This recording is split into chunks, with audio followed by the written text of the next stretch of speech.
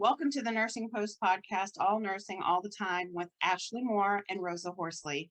In this episode, we discuss the COVID-19 mandated vaccinations. Our goal is always to inform and start conversation. So this episode is going to be a little different than our previous episodes just because it's going to be a little bit of facts and maybe a lot of opinion and what we think about the mandates. When we first started into this pandemic, we both worked outpatient pulmonary, which really you would think is pretty bad with COVID, but it wasn't because all of our doctors were in the hospital all the time because they were also intensivists. So it didn't really allow for a lot of outpatient clinic. We've since shifted. I'm in cardiology. Rosa's back in the assisted living world. And it did change our perspectives, I think, quite a bit. I think it did. Well, like you said, most of our doctors were at the hospital. They were hardly in the office. And now it's not the same because restrictions have lifted. So people are allowed to come into the office instead of just using the virtual telemed. And so I think we've seen things this year a lot differently than we did the year before. I think that it's probably a lot more follow-up from COVID now in the outpatient pulmonary world for more long-term. I'm still short of breath, still having trouble, things like that. Yeah, I wonder how those office visits are going now. Yeah. Another one of those, sorry, but we're still not sure yet. Yeah, we won't know until like 10 years from now. Doesn't sound very reassuring, but then a lot of this has not been reassuring at all. No, it hasn't. So here are some statistics for our state of Virginia, because right now we're actually in an uptick, especially for our local area. Yeah, we're doing terrible. Yeah, it's really bad. So in Virginia, there have been 10.7 million doses given, and only 4.98 or about 5 million, which is half of the 10.7 million doses given, only half of us are fully vaccinated. And so that says a lot right there when you turn on the news and you see that we have the highest COVID-19 cases in the entire state. Yep. 98% of those in the ICUs across America that are on ventilators are unvaccinated. And then I was surprised to see that statistic so high because here, when we get our reports every 2 to 3 days that they send out something, ICU patients and intubated patients are both vaccinated and unvaccinated. The unvaccinated are higher, but nowhere near that percentage. Yeah, it's crazy because this one, like I said, is just for the state of Virginia. This isn't nationwide. The only thing that I'm saying is nationwide is the 98% of those that are in the ICUs right now are those that are unvaccinated currently. Right. Yeah. And in our local area, we have about 80,000 people. That's right. Pretty much our current population, give and take, because, this is a big college town. We have 3 or 4 different universities. So, give or take a couple of thousand, depending on what time of the year that, you're counting your people.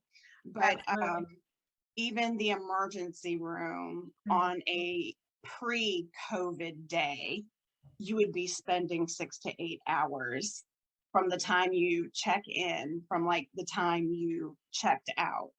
So you can only imagine now what that wait time must be like if that only local emergency room is at full capacity, which it is, that they're starting to shuffle non-emergent or non-COVID cases to the sister hospital. Well, I know that I had 2 patients, one on Thursday, one on Friday of last week, that left the hospital after waiting 7 hours and they still weren't seen because they were just tired of waiting. And these were both patients with new arrhythmias, and these patients aren't getting treatment, even the ones that are not COVID, because they're just tired of waiting. And they're like, you're right. Because the wait before was 6 to 8 hours. Even myself before COVID, I would not go to the local emergency room because of that. I literally drove 30 minutes to the next hospital because I knew I would be in and out in less than 3 hours. Yep. So you can just imagine. I wonder if other people have caught on to that trick. Our city, and I'm using that term very loosely because if you actually live in a big city, you're like, this is not a city. We're surrounded by a bunch of rural counties and they're all coming to this one hospital. And it's just a really big, patient population that they're trying to care for. And I get that. That, like I said, that's like a totally different, episode all in of itself, because I know our area isn't the only area that's going through that issue. But I wanted to bring that up because I can only imagine how inundated, the hospital is right at this moment, knowing that it had this issue before and now they're over occupancy. And probably about to lose some nurses because of the mandate, the vaccine mandate. So it's funny because I know we had a conversation a couple of weeks ago and we were talking about how my job had already kind of told pretty much the directors of nursing and the EDs of the company that they were going to start mandating the vaccines, and that all the employees had up into a particular date to have their first vaccination, and then up to a particular date to follow through with their second one. And I knew, because, the hospital here already mandates for the flu vaccination, I was like, it doesn't matter because it's coming anyway. It's not just going to be, the place where I work. It's going to be the local hospital too. And sure enough, maybe a week later, the news said the exact same thing. And, a lot of people are in their feelings about it. A lot of healthcare workers are in their feelings about it. I mean, you currently work for that said company. How do you feel about it? Well, I think most people that listen know that you and I are very much pro-vaccine. Absolutely. So I was a military brat. We had to. Right. And we, both of us, are already vaccinated. We've been vaccinated for a while. They mandated these before anybody had FDA approval, which I think is a big no-no. For you to tell somebody that you have to work, you have to be vaccinated to make a living, and not have something that's FDA approved is, to me, that's sketch. You shouldn't do that. I chose to get mine. I thought it was important to do so.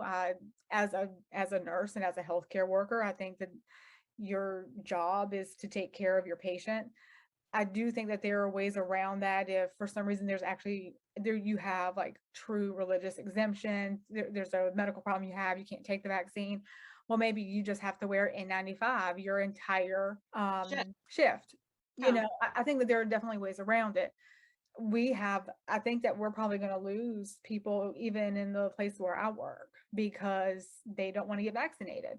And there was one lady, she went and had titers drawn and her titers were through the roof. So she obviously has had COVID before. Yeah. And she's like, so what good is the vaccine going to be for me? Well, now they're saying that we need these boosters, right? And you're saying these boosters should be given 6 months after your last dose, because they're saying with the research they've done, that's as long as the immunity lasts. Right. So which means that you're going to have to get vaccines every 6 months to keep up with this. So to me, the vaccine that they've approved really isn't ready. It could have spent more time marinating for sure. Right. And then, I mean, I get that there's the catch-22 between, you got to get something out there. Something's better than nothing. A lot of people are dying. So there's a lot to unpack with that. But what other vaccine do you get that you have to get that frequently in order to keep your immunity?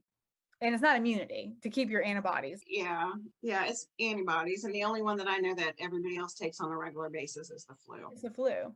And that's because it's a virus that mutates and they're trying to pretty much predict what the next strand is going to be and get ahead of it. But now I feel like we're in the same situation with this one because I know right now of 3 different variants. Well, yeah, it's a virus, and it mutates because not everybody was vaccinated. That whole herd immunity that we were talking about in the beginning, what Fauci was trying to say to us in the beginning, hey, listen, let's get ahead of this so that it doesn't have anywhere to go and anywhere to change, Right. the strain or strand. But a lot of people, as you can see, did not do that. If 90% of people across America are unvaccinated right now in the ICU. Right. So we've basically given this virus the opportunity to, I'd hate to say this in the future, like be like a super virus. Right. Well, and the problem is you need, it's a pandemic. So you need everybody in the world to be on the same page. Same And page. it's not going to happen. It's not going to happen. So even if everybody in the United States did what they were supposed to, we'd have to close our borders to everybody. There's no in Absolutely. or out at all to keep this from spreading. And that's just not possible. No, you saw what happened last year when we Right. did that, and it Right. wasn't very good for our economy, amongst other things. That's a whole nother episode in and of itself. But Right. even before COVID, we were always short staffed and Mm-hmm. burnt out from working doubles and, doubles in a row. And so we were already short to start with, and everywhere, was starting to see that. I have never seen it to the point where not only has it affected healthcare, but literally right now I can drive down the main road of our city and every single business has a sign up that says now hiring. Yep. I have never seen that before in all of my blase blah years of life.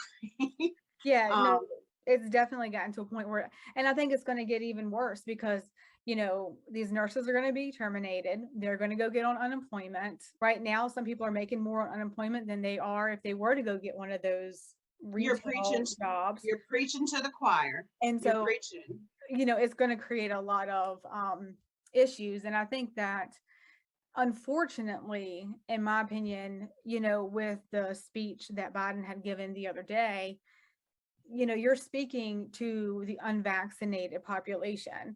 And I think giving people their mindset, giving them ultimatums was not probably the best way to go. Because, I think some of them are hesitant. I think some of them are just anti-vaxxers. I think some of it's more of a political statement than it is a health statement, which is a whole separate issue. Yeah, we can talk about that one on another episode too. Yeah, but I think that the problem is the people don't trust that the government has your best interest in Your mind. best interest at mind. Yeah. And they don't. And I mean, really, they don't. They don't Well, care if I live or die. They do not care. no, they don't care. Let's face it, this has been one of the best opportunities for that 1% to keep getting richer. Facts are facts. Is it political? Yes. Very much so. It's definitely political. You can turn on the news and see how many independents, how many Democrats, and how many Republicans have been vaccinated. Yeah, And which it's a is shame. ridiculous. It is. That shouldn't even be, It's a shame. nobody should even be publishing that. No, Because but if you take that out, then you don't have it. I mean, but if I want to find data on children with COVID and hospitalization rates and things like that, I have to dig. I mean, I have to dig to try to find you're like on page 8 of Google because all of the other political stuff or is I'm like going right down on the top, and it's ridiculous how you have to go searching and hunting and all of that. I mean, it is political. It's even gotten to the point where nurses are quitting, they're being terminated. Others are noticing that you have these, temp agencies or travel agencies coming in, making over $5,000 a week. Add that up. That's 20 grand a month. Like 20 grand a month. And you're probably only paying that nurse about 40 to 50 grand a year. Yeah. So why wouldn't you invest that money back into your own healthcare workers than paying it out to somebody who's not even from that particular state, has no experience in that state, doesn't know like 100% sure what the guidelines and stuff are for that state that they're practicing in? And how is that giving continuity of care to your patients? Yeah, they're not invested in the community at that point. And I'm not saying that they're bad nurses. I'm not saying that they're not either. Like, trust me, $5 grand a week, that's tempting. I mean, even for me, and like they're not working anything extra. Like they're working the same scheduled shifts as the next Yeah. person. 3 to 4 So, jobs a week. Yeah. I mean, I'm not hating on their game or hustle because obviously they found a good one, Yeah. and to each its own. But I'm just saying, as a company, if you're going to invest more on someone who's not even from your state, let alone, your staff, that says a lot. It really That does. says says to your staff, like, you just don't even give a flying flip. Mm-mm. Well, and that's the problem. I mean, everybody's like, oh, it shouldn't be about money. It should be about, the patient care. And I'm like, okay, that's great and all, but we still have to feed our families, pay our bills, and do all that. And I'm going to tell you, being kind to people doesn't pay anything. No. Everybody gets, I think, upset about the fact that people want to be compensated. It's like, oh, well, teachers should do all this stuff because they love their job and they love to teach. Well, yeah, but it doesn't mean But that they what the hell should be about us compensated. nurses? That's what I'm Yeah. saying. I mean, it's all the same. Like everybody thinks that these people that are in these public service type of jobs should get paid peanuts because they should do it for the love of the job. We do like our jobs, but it doesn't Love don't change pay the the fact. bills. Exactly. And that's where Love don't that's pay where the that bills. disconnect is. It's like, okay, so where is the line between, okay, you should be really well compensated and so football players love their jobs, they're compensated a hell of a lot better than public service workers of any sort. You're absolutely right. And they've been getting paid this whole time, even when they weren't working. You and I have both been working through this whole entire pandemic. Neither one of us has been unemployed for any period or amount of time. Even with the stimulus checks coming out, even with us having children, like we've been working through this whole entire thing, and like I said, we could do a whole nother episode about the politics of this, but I want to know, like, for those who haven't even worked this whole entire time, how is it that they're being compensated when they haven't even contributed to? Oh yeah. Like Yes. I'm very in my feelings about that. And I know I'm probably going to get a lot of feedback from And it. then you have But when I politicians drive saying, down mm-hmm, the road and I see nothing but mm-hmm. help wanted, help wanted, help wanted, and they're starting to pay people just to show up for an interview, and then you're still unemployed and collecting checks, I'm like having a serious problem with that. I'm like, where the hell is my bonus? Where the hell is my hazard pay for getting up every day as a frontline worker and carrying my tail to work? Yep. Because I haven't had a 2-year vacation. No, but this is, I think, part of the reason why some of these healthcare workers are getting so upset about these mandates. It's because they're like, I've been working for 2 years in this crap and nobody's cared whether or not. I mean, so this is my thing. And this is where you have to be real careful with how you say stuff. When this pandemic started, if you were a nurse and you were sick, you couldn't even get COVID tested. They didn't want you to be COVID tested because they didn't want you to be positive because they didn't want you to Because be out. they didn't want you to be out of work. They wanted you to And be now, there sick, passing it on to everybody else. absolutely. So you didn't care about anybody then. And we're going to fast forward. Now we're going to mandate it that everybody gets them because we want, quote, everybody to be safe, end quote. Well, this vaccine does not prevent you from getting COVID, and it does not prevent you from spreading it.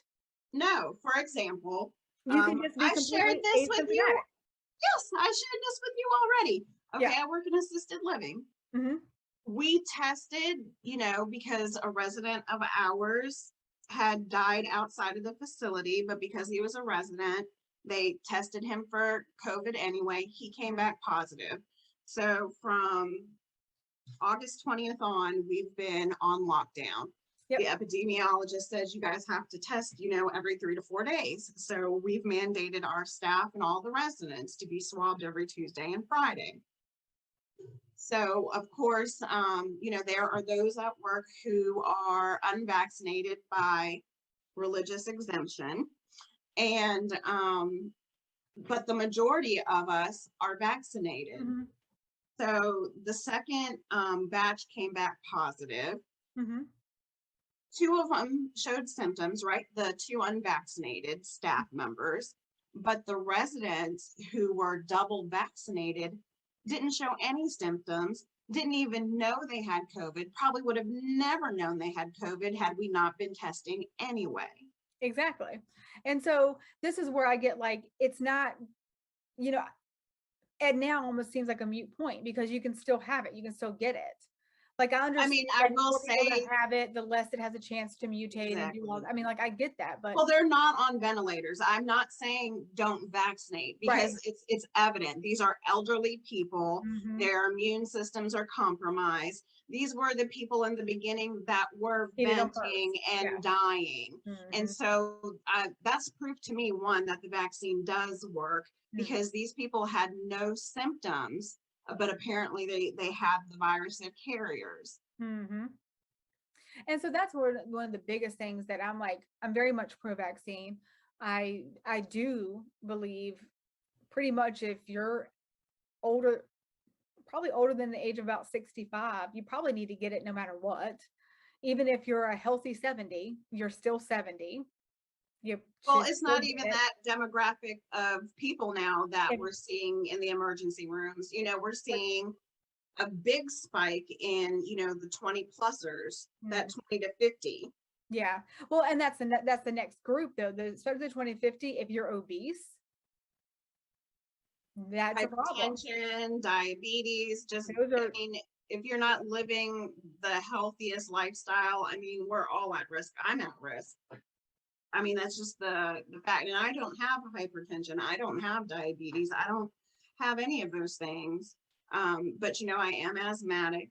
mhm, My lungs are already compromised, like a lot of other people's. So right. that's why I chose to vaccinate. And because everybody in my household has asthma Right. and or a compromised immune system. Because you think beyond yourself. When you're a nurse, absolutely, because You know, that's your job. That's right. your Oh, job. I think that's what we should do as humans. It's not just about like I'm not overweight, I'm not diabetic, I don't have blood pressure issues. I You may be able to say I have chronic sinus issues. That's probably the Yeah. only that's not been diagnosed. It's just that Ashley has issues with sinuses every spring and And every every fall. fall. I hear you, You sister. know, and so, but beyond that, I'm completely really You healthy. would be considered like 98% healthy, right? I'd be considered somebody who probably really doesn't need to be vaccinated. If I did get COVID, I would probably either be asymptomatic or I'd probably have a cold. But see, it's mutated since then. So Right, that was the thought process in the beginning, but right. that's not the way it is right now with all these other variants that have come out. The thing that really gets me is that, this is not any, in the beginning, they were like, oh, it's up to the state. We're going to leave this matter up to the state. And now it's gotten to the point where the federal government has said, to hell with the state, we're going to mandate this thing. Mm-hmm. And we're going to start with all healthcare workers and all federal employees, and you have to have it. And if you don't have it, we're terminating you. Mm-hmm. And you're not going to get that fluffy package, that you've worked your entire life to get if you're Right. terminated. Mm-hmm. you know so it's just crazy to me to see how this is going to play out now that the federal government has their hands in it. And the Supreme Court, I read this yesterday and it just threw me for a loop, because this is the second time this week that I feel like the Supreme Court has overdrawn or went over their boundaries, and that's a whole nother episode too. But And now when the we'll have, I'm sure, pretty soon. But when the Supreme Court is saying that they're supporting the mandate, I'm like, hold up. Because in the beginning, you guys wanted nothing to do with this. You were letting each state, each governor, each mayor decide on their own, and that they could get guidance from the CDC. Yep. And now all of a sudden you're saying, F the state, we're going to make y'all do it anyway. Yeah, it's not going to go over well. I mean, there are probably people that if you really explained a lot to them would actually get it of their own free will. But I think what this is Absolutely. going to do is make people dig their heels in the dirt even more. Yeah, I do and can see, once things are from a federal mandate, where people may feel like their rights are being infringed. But I have always had that saying that your rights stop when mine are in danger. You know, Right. when you not being vaccinated, puts my health at risk, then that's where we have a problem with said, individual rights. Like, Right. freedom of speech, you can talk all you want, you're not going to kill me with it. You know what I mean? Right. So curious, just because I like to play devil's advocate a little bit here. So one of the counters to that, like, hey, you're being vaccinated is, infringing on my health. So what people are saying to that is, if you're vaccinated and you believe in your vaccine that it's not going to kill you and not going to do any harm, then what does it matter if they're vaccinated or not? How about those death rates? So, but the death rates are mainly according to It's for those who are are unvaccinated. for unvaccinated. So they're sitting here dragging their heels in. Mm-hmm. This is what, like, it's like mind blowing to me. It's mind blowing. It's scientific evidence. There's Mm-hmm. statistics. You Mm-hmm. see the news when you turn the news on every day.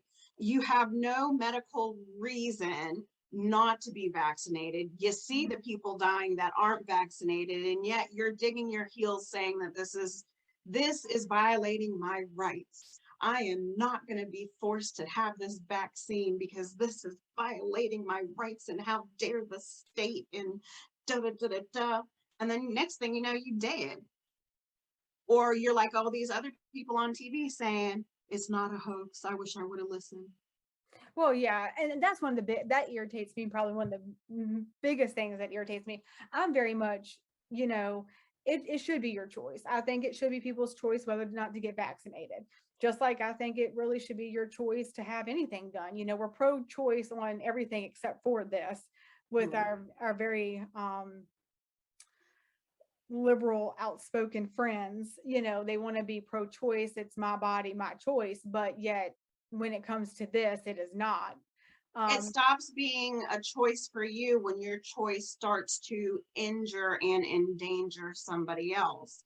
Just like you have the amendment to bear arms, that's your right until you went up and shot everybody and you spent time in the federal penitentiary. And when you did your time for your crime and you tried to go back and get a gun, they said, because you already done this.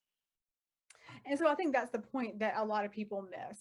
I do think that there are extenuating circumstances that we need to think about before we just go shove this thing in everybody's arm. Because in 2 years, if there is some shit that actually hits the fan that we don't know because we don't know, and we're still learning, then at what point, who's going to be like, oh, my bad, I'm sorry to you millions of people who got this shot, but it'll be all right. No, I see it like this. And so I see a commercial on TV saying, if you were ever vaccinated with the COVID-19 vaccine, what's going to happen during this time, please call 1-800 blah, blah, blah, so you can know more about your rights. That's what's going to happen. Let's be honest. Oh, and you're so right, because that happens with medicines that we have actually vetted and had safety data on until the 15-year mark hit, and they were like, oh, this is all failing, it's not working, but you can't, not every medicine can wait 50 years to see what the long-term stuff is on that. And so I get that completely. I do think that we should have more safety data and stuff like that out for people before we actually force people to get it. I think that educating people is important, but I don't think that a lot of people are trusting. They don't trust our government. They don't trust the news. They don't trust these people that are in these positions because it's been made so political that all of the human element and all of the actual medicine and science behind it is gone. And I think that that's really our biggest problem. I mean, I wasn't the first to get vaccinated, but I read the studies, I read the data, I made that informed consent and figured, yes, it's worth it. And somebody goes, oh, somebody's talking about the Johnson & Johnson vaccine. Oh, it causes blood clots. I'm like, yeah, well, so does my birth control, but I ain't stopping that. That's true too. But I mean, if I remember correctly, J&J has been pulled and recalled. Well, I mean, it kind of keeps going back and forth. Pfizer, everybody's in the beginning thing was, oh, Pfizer, that's all great, good and dandy, this, that, and the third, but it's not fully backed by the FDA. Well, it is now. It is now, right? And so I So think those it was. those people who were fussing before about, oh, I'm not going to be your guinea pig, or I'm not going to be your Frankenstein, or whatever, you want to be. They were all up in arms about it because it's not. But what about now that it is? I think there was a little bump once it actually made FDA approval where people did go get it. Mm-hmm. I think I did read that where it was like once it became FDA approved, all of a sudden there was this big influx, and There then was. with the with the Delta variant, it also there was a big influx again where people all of a sudden wanted to get Oh, vaccinated. did it? I think it's settling back down now, but one of my major problems with a lot of this, especially with the vaccine, is our job as nurses, and I've said this before, is not to judge our patients at all. And I have seen so many things on social media where nurses are mad at patients who they're having to take care of because they're not vaccinated, and that's the reason they're in here. But the patient next door who is vaccinated, who's in the same situation, well, then they're okay with them because at least they tried. And I'm like, that's not right. That's the equivalent in my mind of saying, well, I'm sorry you have lung cancer, but you were a smoker, so tough shit, suck it up, buttercup. Oh, you're overweight and that's why you had that cabbage. Sorry, figure out your healing on your own. Like, there are so many things that we do every day as patients that are not healthy and not good for us, Yeah. but we don't get to pick and choose who we treat right and treat wrong based on their compliance. Well, it's actually a law that says you can't discriminate against care. So, well, I wish some people I, on social media, because I really will. I have not even been on it here recently just because I have seen so much of there's a lot of the- negativity going on right. Twitter right now. And as a healthcare worker, I understand that a lot of it is venting and just frustration and overworked and underpaid. Like, I get a lot of it, so I don't get upset very easily over, like, this patient was, freaking crazy and all this stuff. And people are like, I can't believe you talk about your patients like that. And it's like, back up. Until you've worked in healthcare, you don't get to have an opinion. Yeah. But as somebody who's worked in healthcare, like, I get it's frustrating. But I mean, at that point, most of your type 2 diabetics, so I'm sorry you're type 2 diabetic, but you really need to eat better and lose weight and it go away. A lot of your sleep apnea, same thing. Well, lose weight, eat better. A lot of people sleep apnea will get better. So to pick and choose who you're going to take care of well, and to say that they need to be put in a separate location and cared for separately because they didn't Well, want that's to a be form of vaccinated. discrimination. That's the whole blue-eyed, brown-eyed thing that we've Yeah, talked well, about in the and past. I don't think some people think before they, you See? know, how people get 10 foot tall and bulletproof behind a keyboard. Oh But yeah, everybody's big and bad. I think that we just need to pause and say, I don't care if somebody gets vaccinated or not. That's not for them. I chose to get vaccinated, not really for me. I'll probably be fine if I get COVID. The stats say Ashley will probably be okay. Even with these new deltas, Yeah. I'm still going to be okay. It's probably, Hmm. I'm in the upper 90s of not even being affected at all. And Absolutely. but I have a mom who is immunocompromised. I have a grandmother who is. I have in-laws who are elderly. It's not about me. And your children. I mean, I know you probably don't want to put that out there, but I Yeah, mean, we have families to protect. Like, I right. have a child with special needs Mhm. who's also asthmatic, and I'm in what nursing school calls the sandwich generation, where you're Right. taking care of the elderly and Mhm. you're trying to raise a family. So I didn't do it for me, because when it first came out, I was apprehensive. I was like, well, hell, I'm going to be the first person, because, I'm not anybody's guinea pig. And I was like you, counting the numbers and waiting to Well, see we what to happened. make informed decisions. I mean, that's what we're Exactly. supposed to do, and that's what we're taught. But I think it's just going to be big into making sure that we. As nurses, I think we need to continue and educate. I do that every single day. And yes, this COVID-19 is not anything like the flu. However, it is a virus and it does do some of the same things that all viruses do. COVID period includes the common cold. Yeah. It includes the flu, and Mhm. it includes this 19 and Delta variant. So Mhm. the more you know, the more you educate, and then that hopefully will help somebody else in the end live. And because that's what our goal is. And We that's want our exactly patients right. to live. And so I tried to, I had a patient tell me the other day, he's like, I don't know what's in that, so I'm not taking it. That's what my daughter said. And I was like, Don't oh, get me started on that, because when your ass is down in a McDonald's ordering a double Mac with a French fries and a large Diet Coke, what are you eating then? I Don't told get him, me started on that. I said, I don't know what's in them Doritos I ate last night, but they sure were good. Thank you. But you ate them anyway, right? You didn't I sit there did. reading the whole bag of ingredients on the back of that bag of Doritos, did you? Nope. No, I couldn't that pronounce them doesn't work probably if for I me. did. Doesn't work for me. And that's exactly what I told him. And I did. We had a conversation. And I mean, this is why I'm doing this guy's INR. So like the whole point of this whole thing was not COVID. He was just having he was asking, are you Cordial vaccinated? conversation, making Right. chat. He's like, are you vaccinated? I'm like, yeah, I am. He's like, why? You're young. And I said, because it's not about me. Got patience. Which I think if a lot of people thought that way, it would be better. Yeah, I think I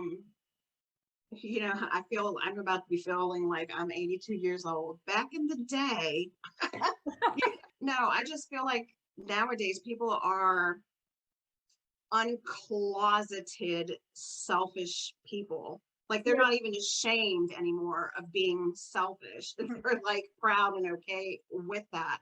And that to me just it really kills me. It really kills me that people are so selfish that they're only thinking about themselves and not the bigger picture or the long outcome. Well, and this is where I get frustrated because that's created such a divide in America. And it's really a shame because I mean, this world has changed. The United States of America has changed so much since for in the last 20 years. Honestly, I think it should be called the States of America, because there's really nothing united about it. And that's a big problem because it became this thing to where if we don't agree, we can't be friends, we can't get along. There's no respectful way to say, I I see, agree to disagree. or yeah, and you can say, Rosa, I see where you're coming from, but I just have a different perspective, and I feel mine more so within myself, and you feel yours more so within yourself, and that's okay. Like it's okay for you to be. I'm more worried about protecting, other people or doing this, and I'm more worried about whatever. And we can both have valid, Reasons. concerns, Yeah. reasons, but it doesn't mean that I need to berate you and treat you Mm-mm. poorly because we don't agree on. So that's the most ridiculous thing I've ever heard. Well, I had a staff member say to me, I'm in the process of trying to get pregnant. So, I don't have the capability to do that. So that's not my worry, right? Because I Mhm. can't have children anymore. But I respect the fact that she's trying to get pregnant. There's no long-term study cases on this vaccine and the effects of someone who's taken it before pregnancy or during pregnancy or after and decides to breastfeed. And you never know, 5 years or 5 decades from now, somebody's great, great, great grandchildren might come out looking like a unicorn because of this, vaccine they took while they were trying to get pregnant. I'm like the least judgmental person. Yeah. So when sometimes you do, as a nurse, have to like take a step back and be like, oh, and you're absolutely right. I would be a little taken back before I would sit there and say I need to be mandated, because she's a spring chicken. She doesn't want her children to be affected by something that hasn't been studied, and she Yeah. doesn't want her possible grandchildren to be affected by it either. And And who's that's to a valid say concern. it is a valid concern? Absolutely. Like, I can't take away from that. It's a legit valid concern, period.